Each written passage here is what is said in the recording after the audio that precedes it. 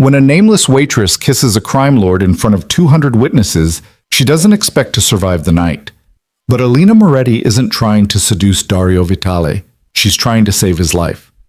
One whispered warning, one poisoned glass, one catastrophic choice that shatters everything she thought she knew about power, loyalty, and the family legacy buried beneath years of silence. Stay until the end to see how a single moment of reckless courage destroys an empire and rebuilds two broken lives.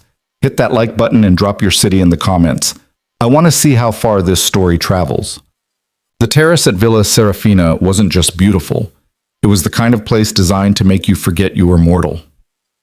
White marble columns framed a view of the Mediterranean so perfect it looked painted, the sea darkening from sapphire to indigo as the sun bled into the horizon. Candles flickered in crystal holders on every table, their light dancing across silk tablecloths, and the faces of people who wore wealth like a second skin. The air smelled of jasmine, expensive cigars, and the particular tension that came from gathering this many dangerous people in one place and expecting them to behave. Alina Moretti moved through it all like a ghost. She'd been working the engagement party for 3 hours now, and her feet ached in shoes that were half a size too small. The black uniform, stiff white collar, pressed black skirt, made her feel like a mannequin. She'd spilled nothing, broken nothing, offended no one. She'd smiled when required, nodded when spoken to, and otherwise remained exactly what these people expected, invisible. That was the survival strategy. Eyes down, mouth shut, hands steady. The problem was, invisibility had given her the one thing none of these glittering guests possessed, the ability to actually see what was happening around her. More champagne, signorina? Alina turned smoothly, balancing her tray with practiced ease. A woman in a dress that probably cost more than Alina's annual rent waved her over with 2 fingers, not even looking up from her conversation. Alina poured, moved on, refilled another glass, then another. The rhythm was automatic. Pour, smile, retreat. Don't make eye contact unless absolutely necessary. Don't speak unless spoken to. She'd learned the rules early. Her nonna had worked parties like this one for 40 years before her knees gave out. "We're the help, tesoro," she used to say, her voice still carrying the rough edges of her childhood in Palermo's old quarter. "They don't see us, and that's good. Safer that way." Alina had believed her, right up until tonight. The engagement party was for Dario Vitale, which meant half of Sicily's underworld had shown up wearing designer suits and false smiles. Dario himself sat at the head table, a man who commanded attention without seeming to try. He was tall, built like someone who'd grown up fighting but learned to hide it under expensive tailoring. Dark hair, dark eyes, a face that would have been handsome if it weren't so carefully controlled. He wore power the way other men wore cologne, liberally, and with the expectation that everyone would notice. Next to him sat his fiancée, Serena Valenti. If Dario was controlled fire, Serena was ice-shaped into a blade, blonde, elegant, with the kind of beauty that belonged on magazine covers or Renaissance paintings. Her dress was ivory silk, her jewelry understated but worth a fortune. She smiled often, laughed at the right moments, and touched Dario's arm with exactly the right amount of affection. Alina had watched her carefully all night, though she couldn't have said why. Maybe it was the way Serena's smile never quite reached her eyes. Maybe it was the way she checked her watch twice in 10 minutes, subtle enough that most people wouldn't notice. Or maybe it was simply that Alina had spent her entire life reading people. You didn't survive poverty without learning to spot danger before it announced itself. Whatever the reason, Alina was paying attention when the sommelier arrived. She recognized him immediately. Not his face, that was unfamiliar, but the way he moved, too stiff, too careful, like someone who'd rehearsed every step and was terrified of forgetting the choreography. He carried a wooden case containing 3 bottles of wine, each one probably worth more than Alina's grandmother's entire estate. "The 61 Barolo," he announced, his voice pitched to carry across the terrace. "A gift from the Valenti family, to toast the happy couple." Applause rippled through the crowd. Serena rose gracefully, touching Dario's shoulder as she gestured to the sommelier. "A rare vintage," she said, her voice warm with pleasure. "My grandfather's collection, nothing but the best for tonight." Dario smiled, though Alina noticed it didn't soften his eyes. He was good at this, playing the part everyone expected, The gracious host, the devoted fiancé, the reasonable businessman. But Alina had served enough men like him to recognize the truth beneath the performance.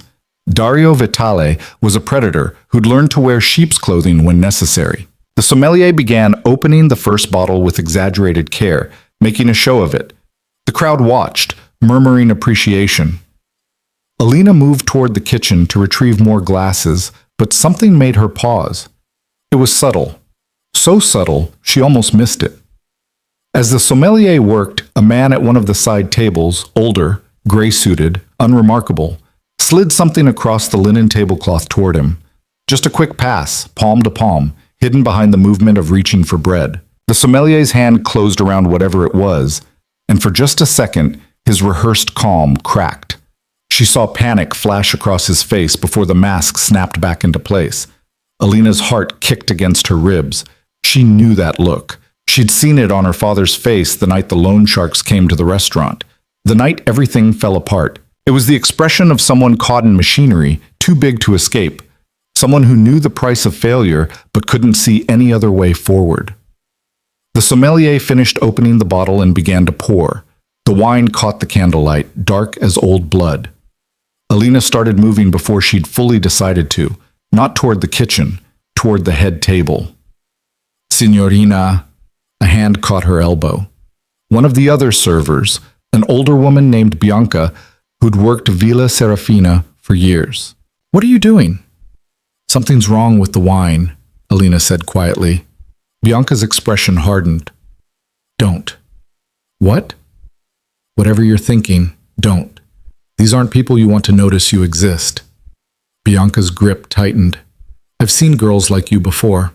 Smart enough to spot trouble, dumb enough to think anyone cares. They don't. Keep your head down and collect your pay. Alina pulled her arm free. No one needs to do anything except their job. Bianca's voice dropped to a harsh whisper. You think you're the first to see something off at one of these parties? This world has rules. Our rule is simple. We don't see, we don't hear, and we definitely don't interfere. You break that rule, you don't just lose the job. You disappear. The sommelier was moving down the head table now, filling glasses with precise movements. Serena watched him with what looked like casual interest, but Alina saw her hands clasped too tightly in her lap, saw the way she tracked every pour. You have to survive, Bianca said flatly. That's all any of us have to do. Whatever happens next isn't your problem. But Alina was already walking away, her pulse hammering so hard she could feel it in her throat. Bianca was right. Of course she was right. Smart people kept their heads down. Smart people survived.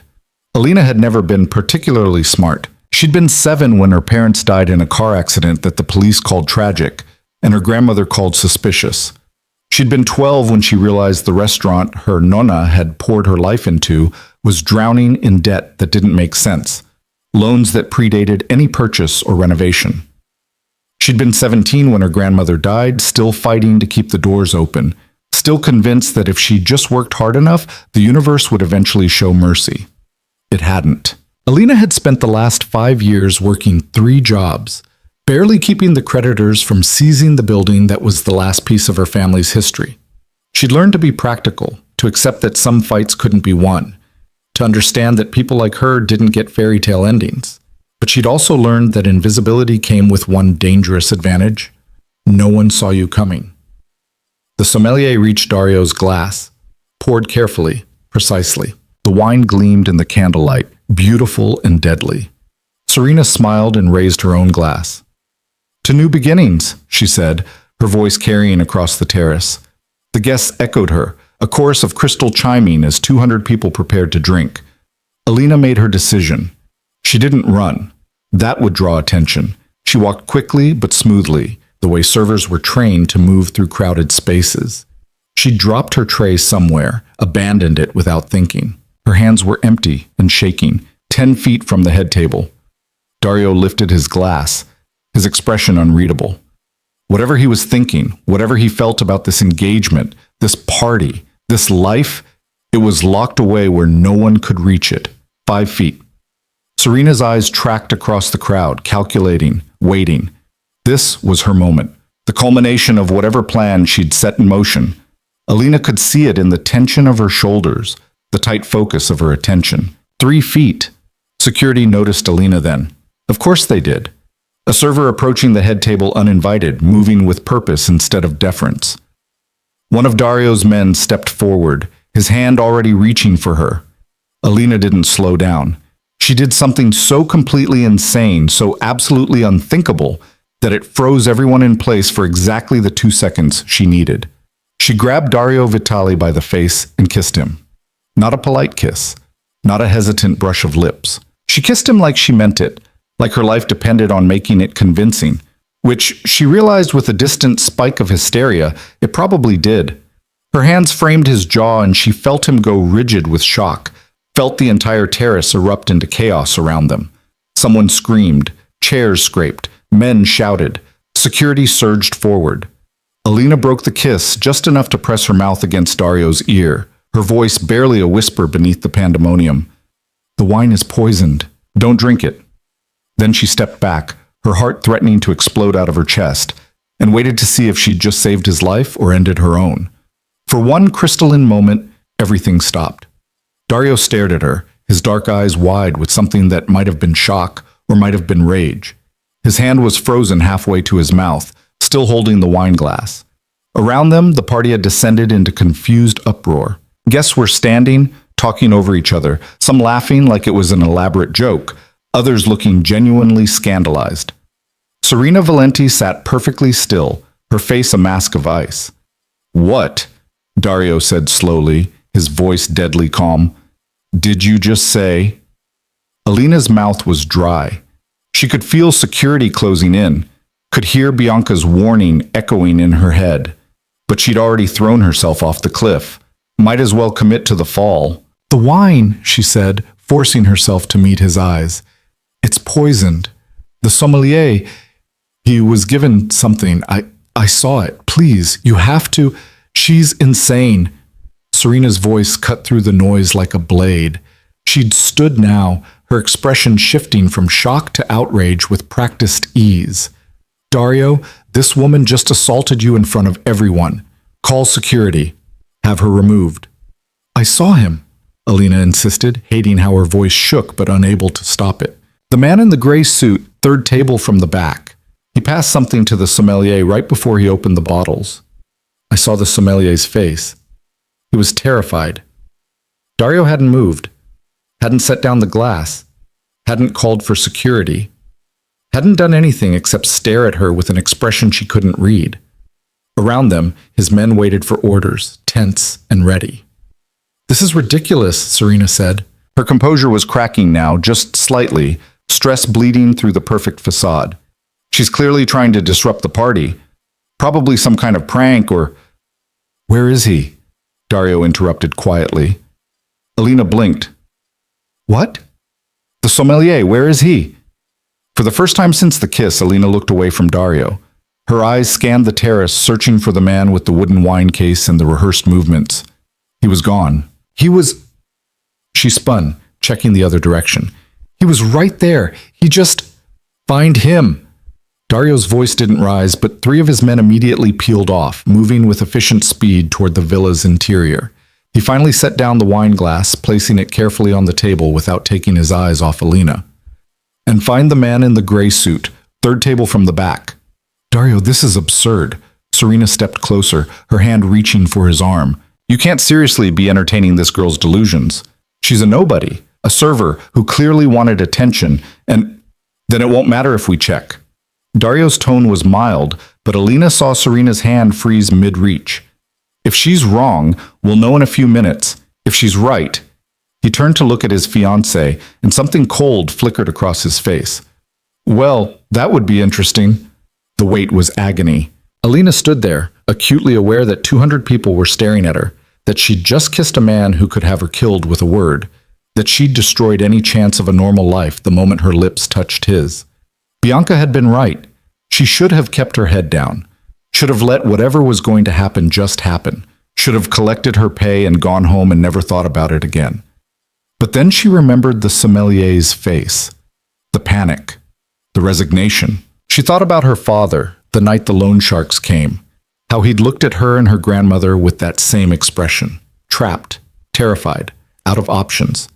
How he'd made choices that didn't make sense because someone had put him in a position where nothing made sense anymore. The restaurant had been her family's dream. Her great-grandfather had opened it in 1952, a tiny place that served honest food to working people. Her grandfather had expanded it, her father had modernized it, and then, somehow, in the span of just a few years, it had been drowning in debt that consumed everything they had. Alina had been too young to understand the details, but she'd understood the result. Her parents dead, her grandmother working herself into an early grave, and Alina herself trapped in a life of endless labor just to keep one building from being seized by creditors whose names she didn't even know. If someone had orchestrated that, if someone had deliberately destroyed her family for reasons she couldn't comprehend, she wanted to know. One of Dario's men returned, his expression grim. He leaned in to whisper something in his boss's ear. Dario's jaw tightened. And the gray suit? Gone. We found his table, food half-eaten, wine untouched. Whoever he was, he left the moment the incident occurred. Incident. That was one word for it. Dario picked up the wine glass again, holding it up to the light. The Barolo looked perfect. Rich, aged, exactly what it should be. I want this tested, he said quietly. All 3 bottles. And I want the Valenti wine cellar inventoried, every bottle my fiancé's grandfather supposedly collected. Dario, Serena's voice had gone flat, all pretense of warmth abandoned. You're making a mistake. This girl is clearly disturbed. Are you really going to embarrass both our families based on the ravings of a what? Dario turned to look at her, and Alina saw Serena flinch despite herself. A server. Someone beneath our notice? He glanced at Alina, something unreadable flickering across his face. Maybe that's exactly why we should listen. The test took 20 minutes. 20 minutes during which the party dissolved into chaos, guests whispering and speculating, security sweeping the grounds, and Alina standing frozen in the center of it all, like a specimen pinned to a board. Serena remained at the head table, her posture perfect, her expression carefully neutral. But Alina noticed her hands. They were clenched so tightly in her lap that her knuckles had gone white. When the man in the white coat returned from whatever makeshift lab they'd set up inside the villa, his face told the story before he opened his mouth. Ricin, he said quietly, speaking only to Dario. Sophisticated delivery mechanism. Dissolved in the wine, it would have been tasteless. Symptoms wouldn't have appeared for hours. By the time anyone realized what was happening, it would have been too late. The terrace went absolutely silent. Dario stood slowly. He didn't look at Alina. He didn't look at his men. He looked directly at Serena Valenti, the woman he was supposed to marry, the woman who just tried to kill him in front of everyone they knew. I can explain, Serena said. Her voice was steady, but Alina saw the calculation behind her eyes. She was already pivoting, already searching for an angle. I didn't know. Someone must have tampered with the bottles, someone trying to frame me.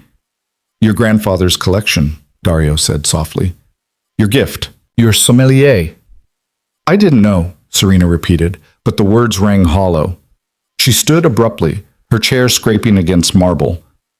I'm calling my father. This is clearly some kind of setup, and I won't stand here and be accused. Sit down, Serena. It wasn't a request. The command in Dario's voice could have frozen the Mediterranean. Serena didn't sit. Instead, she did something that confirmed every suspicion Alina had harbored all night. She ran, or tried to. She made it 3 steps before security grabbed her. She fought them, her elegant composure finally shattering completely. You don't understand. He's drowning the families. His methods are destroying everything our fathers built. Someone had to murder me? Dario's voice was quiet, conversational almost. Somehow that made it more terrifying. In front of witnesses? Using wine from your family's collection? That was your solution? Serena stopped struggling. When she spoke again, her voice had changed. Gone was the panic, replaced by something harder, colder. It was supposed to look like you'd been poisoned by one of the smaller families. The Russos, maybe, or the Albanians. We'd have evidence planted, witnesses prepared. Your death would have sparked a war, and in the chaos, my father's alliance with the Corsi family would have taken control. We would have stabilized things, restored order. We, Dario repeated. Who's we, Serena? She laughed, brittle and sharp. You think I planned this alone? You think I have the resources, the connections? This is bigger than you realize, Dario. Bigger than one man's pride or one woman's ambition. Names. Kill me first. The standoff stretched for 3 heartbeats. Then Dario nodded to his men. Take her inside. Find out who helped her. I want every name, every connection, every person who thought they could betray me and walk away. As they dragged Serena toward the villa, she twisted back to look at him. You're already dead, she said, her voice rising. You just don't know it yet. The families are done with you, Dario. Done with your reforms, your legitimate business bullshit. You're pretending we can be anything other than what we are. You can't change what you are. None of us can. Then she was gone, and the terrace erupted into noise again. Guests were standing, talking, demanding answers, making calls. Some were already leaving, unwilling to be anywhere near what came next. Alina stood in the center of it all, forgotten again. Invisible. Except she wasn't. Because Dario Vitale was walking toward her, and every eye on the terrace was following his movement. He stopped close enough that she could see the fine details of his expression, the rage controlled beneath perfect calm, the exhaustion he couldn't quite hide, the sharp intelligence that missed nothing. What's your name? He asked. Alina. Her voice came out steadier than she expected. Alina Moretti. Alina Moretti. He repeated it like he was committing it to memory. You just saved my life. Yes. I guess I did. Why? The question caught her off guard. What? Why did you save me? Dario tilted his head slightly, studying her. You don't know me. You have no stake in my survival. By all accounts, you should have done exactly what your colleague advised, kept your head down and ignored what you saw. So why didn't you? Alina thought about lying. Thought about giving him some noble reason, some explanation that would make her sound brave or principled. But she was too tired for lies. I don't know, she said honestly. I saw something wrong and I couldn't just watch it happen, even if it was stupid, even if it was dangerous. I just couldn't. Dario was quiet for a long moment. Then, unexpectedly, he smiled. It wasn't a warm smile, wasn't reassuring or kind, but it was real. You're either the bravest person I've ever met, he said, or the most foolish. Probably both. The smile widened fractionally. Probably. He glanced around the terrace, at the chaos still unfolding, at the guests who were watching them with undisguised fascination. You can't go home tonight. Alina's stomach dropped. What? Why not? Because whoever helped Serena plan this, and there are definitely others, they're going to know you're the reason it failed. You're a witness, a loose end. His expression hardened. In my world, loose ends get cut. I didn't ask to be part of your world. No, Dario agreed. You chose to be part of it the moment you kissed me. He gestured to one of his men. Marco will take you somewhere safe. You'll stay there until we've secured everyone involved in the conspiracy. After that, he paused, something complicated crossing his face. After that, we'll figure out what comes next. I have a job. I have bills. I can't just disappear. You don't have a choice. His voice wasn't cruel, just matter of fact. I'm sorry, but the moment you saved my life, you painted a target on your own. The only way forward is through. Alina wanted to argue, wanted to insist she could take care of herself, that she didn't need his protection, that she could go back to her regular life and forget any of this ever happened. But she'd seen Serena's face, heard the coldness in her voice when she talked about murder like it was a business decision. She thought about her grandmother's warnings, about invisibility, keeping them safe. Too late for that now. Okay, she said quietly, but I want something in return. Dario raised an eyebrow. You're in no position to negotiate. Maybe not, but you owe me. Alina lifted her chin, meeting his eyes. You said so yourself. I saved your life. That has to be worth something. What do you want? Information. The word came out before she'd fully formed the thought. About my family. My parents died in a car accident 10 years ago, but my grandmother never believed it was random. She spent the rest of her life convinced someone had targeted them. In our restaurant, we had debt that didn't make sense, pressure from creditors we never borrowed from. Someone destroyed my family, and I want to know who. I want to know why. Dario studied her for a long moment. You think it connects to this? I don't know, maybe. Serena mentioned the Valenti family. My grandmother used to talk about the Valentis sometimes. Said they owned half the businesses in our neighborhood. I never understood what she meant. Alina swallowed hard.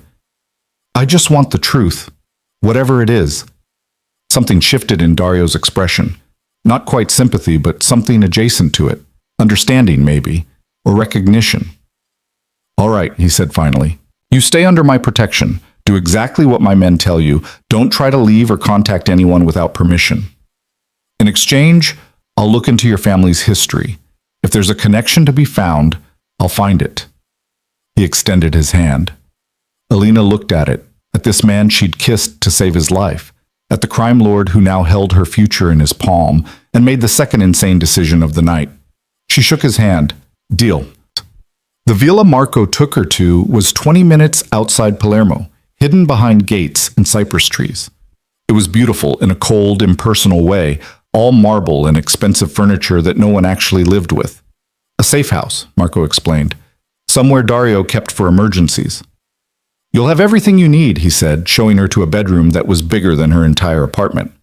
Don't leave the property, don't make phone calls, don't contact anyone. Someone will bring you meals. You have questions. You ask me or one of the other guards. Understood? Alina nodded numbly. After Marco left, she sat on the edge of the bed and tried to process what had just happened. 12 hours ago, she'd been worried about making rent. Now she was hidden away in a crime lord's safe house because she'd stopped an assassination attempt by kissing the target. Her life had officially become stranger than any story her grandmother used to tell. She didn't sleep that night. Every time she closed her eyes, she saw Serena's face, heard her voice. You're already dead. You just don't know it yet. Morning came slowly. Someone knocked and left a tray of food outside her door. Coffee, pastries, fruit. Alina ate mechanically, tasting nothing. Around noon, Marco returned. Boss wants to see you, he said. Get ready. We leave in 10 minutes. The drive took them back toward Palermo, but instead of the city center, they headed to the docks. Old warehouses, shipping containers, the smell of salt and fish, and diesel fuel. Marco led her through a maze of buildings to a nondescript office tucked behind a legitimate freight company. Dario was inside, along with two other men Alina didn't recognize. They were bent over a table covered in documents, photographs, what looked like surveillance footage on a laptop screen. He looked up when she entered, his expression unreadable. Alina, thank you for coming. Did I have a choice? A slight smile. Not really. He gestured to the table. We've been busy. Serena gave us 7 names before she stopped talking.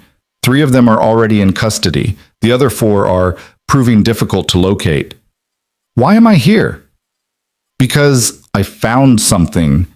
Dario pulled out a file folder, opened it to reveal a photograph. Your grandmother's restaurant, La Stella, correct? Alina's throat tightened. Yes, it was bought in 1952 by your great-grandfather, Tomas Moretti. Family business, passed down through generations. According to public records, it accumulated significant debt starting in 2009, primarily through a series of loans from a company called Meridian Holdings. I remember. The creditors. They were a shell corporation. Dario tapped the photograph. Owned by a larger entity called Valenti Properties, which was until 3 months ago controlled by Serena's father, Antonio Valenti. The room tilted slightly. Alina reached out to steady herself against the table. The Valentis, she whispered. They destroyed my family's restaurant? Not exactly. Dario pulled out another document. The loans were real, but they were structured in a way that made repayment nearly impossible. Variable interest rates, balloon payments, clauses that allowed the lender to call in the full amount with minimal notice. Your grandmother was paying, but the debt kept growing. Why? Why would they do that? Location. One of the other men spoke up, pointing to a map now spread across the table. Your restaurant sat on a corner lot in a neighborhood that was being redeveloped. The Valentis wanted the property, but your family wouldn't sell, so they found another way. Alina felt sick. They trapped us in debt to force us out. It's a common strategy, Dario said quietly. Target a business, offer loans that seem reasonable, then manipulate the terms until the owners have no choice but to default.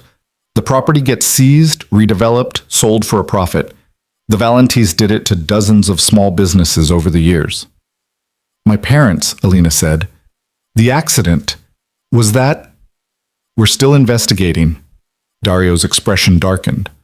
But the timing is suspicious. Your parents died 2 months after they filed a formal complaint against Meridian Holdings. The police report called it brake failure. But the mechanic who inspected the car afterward noted irregularities that were never followed up on. The world felt very far away. Alina heard herself ask, "Can you prove it?" "Not yet, but I have people looking into it. If there's evidence, we'll find it." Alina sank into a chair, her legs suddenly unable to support her weight. All those years, all that struggle, her grandmother working herself to death, convinced she was fighting bad luck or poor business decisions. It had been murder, slow, calculated, legal murder. "The restaurant," she said hoarsely. "Do the Valentis still own it?" "No." Dario exchanged a glance with one of his men. "It was sold to another development company 6 months after your grandmother died. That company completed the renovation and flipped the property. It's currently a boutique hotel." Of course it was. Alina closed her eyes, trying to process the rage building in her chest. What happens now? That depends. Dario sat down across from her, his elbows on the table, his attention focused completely on her face. Serena's conspiracy is falling apart. We've seized her assets, frozen her accounts. Her father is cooperating. He claims he knew nothing about the assassination attempt, and I believe him. He's a businessman, not a strategist. Serena was the ambitious one. So she goes to prison. Prison? Dario's smile was cold. Sure, let's call it that. Alina understood what he wasn't saying. In this world, justice didn't come from courts or judges. The investigation into your family will continue, Dario said. I'll make sure you get answers, all of them. But after that, you have a decision to make. What kind of decision? Whether you want to go back to your life, whether you want to stay invisible. He leaned forward slightly. Or whether you want something else. Like what?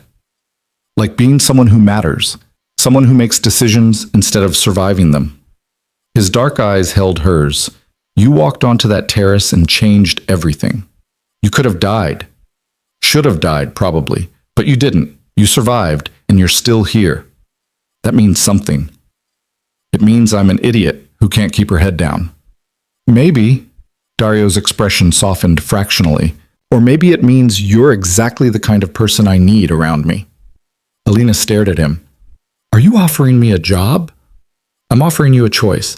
You can take the information I give you about your family and disappear. I'll make sure you're safe, that you have enough money to start over somewhere else. Clean break. He paused. Or you can stay. Work for me.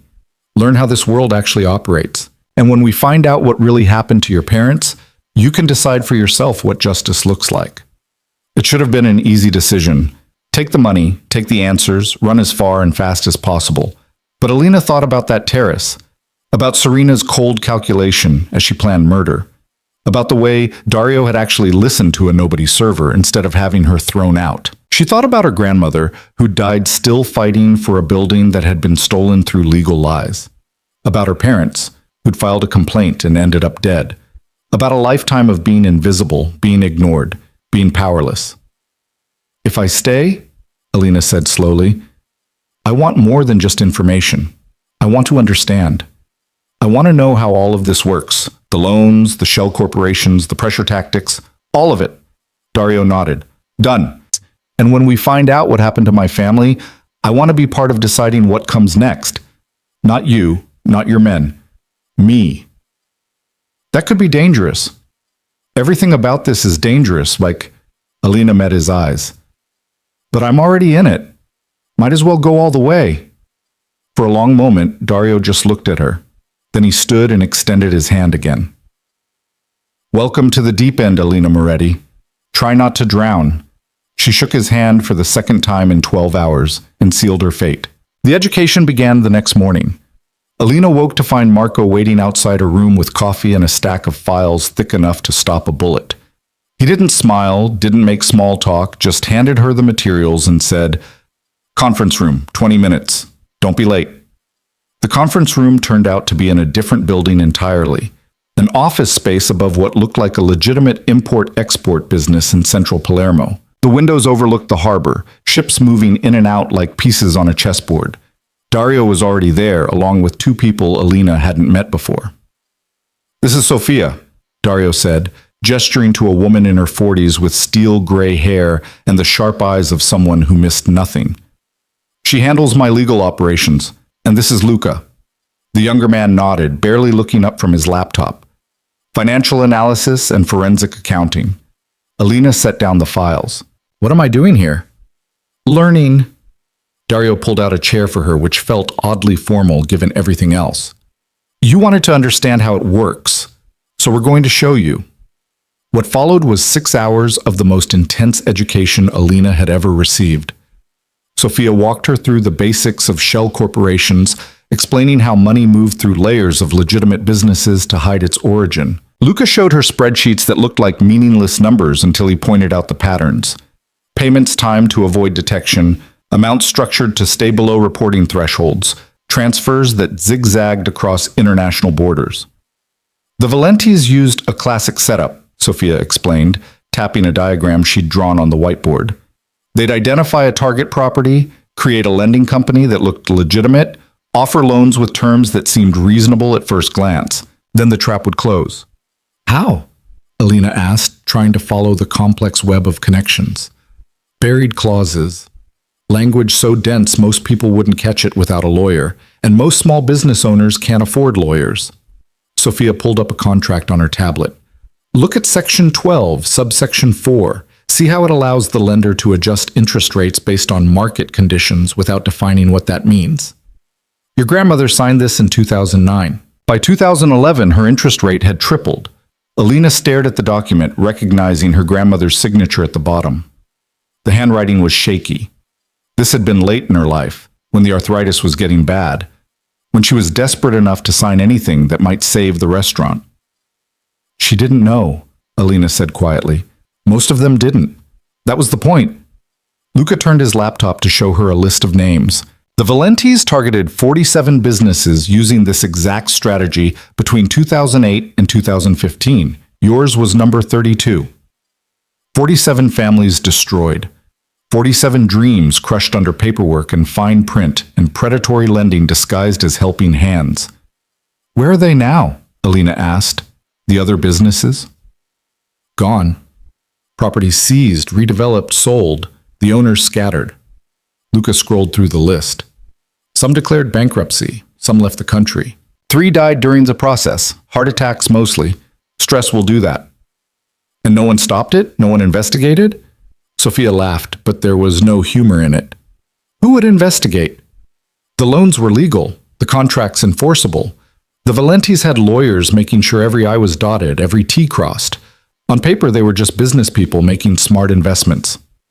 "That's how it works," Dario said from his position by the window. He'd been quiet most of the morning, letting his people teach. "The real power isn't violence, it's paperwork. It's knowing which laws to follow and which ones have loopholes you can drive a truck through. Violence is messy, draws attention. But financial manipulation? That's invisible until it's too late." Alina thought about her grandmother, working 3 jobs in her 70s, convinced that if she just tried harder, worked longer, the debt would eventually get paid, never understanding that the game was rigged from the start. "I want to see it," she said abruptly. Dario turned from the window. "See what?" "The restaurant, what they did with it. I want to see what my family's destruction bought them." Something shifted in Dario's expression, not quite sympathy, but close. "That's not a good idea." "I don't care if it's a good idea, I need to see it." He studied her for a long moment, then nodded to Marco, who'd been standing silently by the door. "Bring the car around, we'll go this afternoon." The drive across Palermo felt like traveling through layers of memory. Alina hadn't been back to this neighborhood since her grandmother's funeral 5 years ago. It had hurt too much, seeing the building with different signage, knowing strangers were walking through spaces that had belonged to her family for generations. The car pulled up across the street from what used to be La Stella. Alina sat frozen, staring at what it had become. They'd kept the original facade, the honey-colored stone, the arched doorway, but everything else was different. The sign now read Casa Bella Boutique Hotel, in elegant script. Through the windows, she could see a lobby that bore no resemblance to the warm, chaotic dining room she remembered. Everything was white marble and minimalist furniture, the kind of sterile beauty that erased any trace of the lives lived there before. The developers bought it for $300,000, Luca said from the front seat, reading from his tablet. Put another $2 million into renovations. Sold it 18 months later for $6.5 million. Current owners are a hospitality group based in Milan. Numbers. That's what her family had been reduced to, a line item in someone's profit margin. I used to help my grandmother in the kitchen, Alina said, her voice distant. She'd let me roll out pasta dough. I wasn't any good at it. Always made it too thick, too uneven. But she'd use it anyway, tell the customers it was rustic style. She smiled despite herself. I was 8 years old and thought I was a real chef. Dario was quiet beside her. When he finally spoke, his voice was careful. We can go inside if you want. I know the manager. He owes me a favor. Alina shook her head. No, I don't want to see what they did to the inside. I'd rather remember it the way it was. They sat there for another minute, the engine idling, the afternoon sun turning the building's stone walls golden. Then Alina made herself look away. Take me back, she said. The investigation into her parents' death took 3 weeks. 3 weeks during which Alina lived in a strange liminal space. Not quite prisoner, not quite guest, definitely not safe enough to go home. She spent her days learning the mechanics of Dario's world, her nights lying awake in the safe house, trying to reconcile the person she'd been with the person she was becoming. Dario himself was a study in contradictions. In meetings, he was sharp and ruthless, making decisions that affected millions of euros with the same casual efficiency most people used to order coffee. But he also spent an hour arguing with Sofia about whether they could restructure a failing shipping contract to avoid laying off 200 dock workers. He threatened a rival family's representative with casual brutality, then turned around and personally delivered a hospital donation to a children's ward. You're staring, he said one afternoon, catching Alina watching him during a break between meetings. I'm trying to figure you out. Good luck with that. He poured himself an espresso from the machine in the corner. Most days I can't figure myself out. Why did you believe me? The question had been nagging at her for weeks. At the party. You didn't know me. You had no reason to trust me. But you stopped drinking the wine. Dario was quiet for a moment, his back to her as he doctored his espresso with sugar. You want the truth? Always. I almost didn't believe you. My first instinct was to have you removed and forget it happened. He turned to face her, leaning against the counter. But then I looked at your face, really looked, and I saw someone who was absolutely terrified but doing it anyway. That kind of fear doesn't come from wanting attention or pulling a prank. I could have been a very good actress. You're not, though. You're possibly the worst liar I've ever met. He smiled slightly. It's one of your more endearing qualities. Before Alina could figure out how to respond to that, Sofia burst into the room, her expression grim. We found something, she said. About the car accident. They gathered in the conference room again. Dario, Sofia, Luca, and Alina. Marco stood by the door, his usual silent sentinel position. Sofia pulled up files on the large monitor, and Alina's heart sank as she recognized the police report from her parents' accident. The official story was brake failure, Sofia began. Your father's car went off the road on a curve, hit a tree. Both parents died on impact.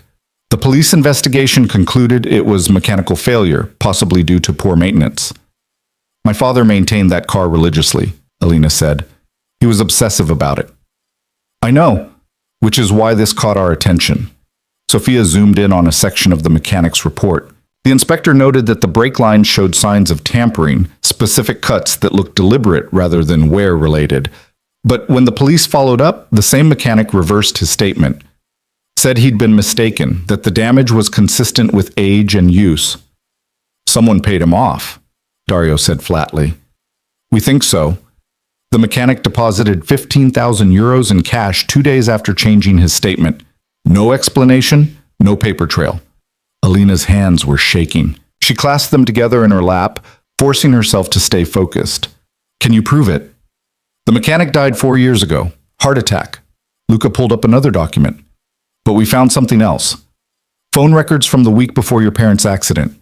Your father made multiple calls to a lawyer, someone named Pietro Russo. We tracked down Russo. He's retired now, living in Naples. Took some convincing, but he agreed to talk to us. Sophia pressed play on an audio file. A man's voice filled the room, elderly but clear. The Morettis came to me because they'd discovered something about their loans. They'd been going through old paperwork, trying to understand why their debt kept growing despite regular payments. What they found were discrepancies, charges that weren't in the original contract, fees that appeared out of nowhere. They wanted to sue Meridian Holdings. Sophia paused the recording. This was 2 weeks before they died. She pressed play again. I told them they had a case, not a strong one. Meridian's lawyers were very good, but enough to cause problems. We were preparing to file when they died. After the accident, I received a visit from 2 men. They didn't threaten me directly, but they made it clear that pursuing the case would be unwise. I dropped it. I'm not proud of that, but I have a family. I chose their safety over justice for the Morettis. The recording ended. The room was silent except for the hum of the monitor. Alina stood up abruptly, her chair scraping against the floor. She walked to the window, needing to put distance between